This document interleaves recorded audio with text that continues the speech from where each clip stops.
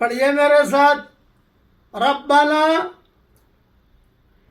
لا تجعلنا من الغاوین، اے ہمارے پیارے اللہ ہمیں ہدایت ملنے کے بعد گمراہ مت کرنا۔ یہ زبردست دعا ہے۔ یہ بلام ابن باورہ کے بارے میں کہا فکان من الغاوین، کیا مطلب غاوین کا؟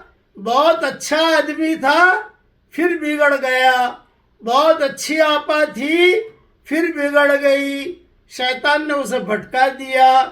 کہ بلام ابن باورہ بھی بہت اونچا آدمی تھا، بہت تقریریں کرتا تھا، لیکن بس لڑکی کے چکر میں آ گیا۔ جو بھی قصے ہیں میری تفسیر میں دیکھ لینا، اس لیے یہ دعا بھی مانگنی چاہیے۔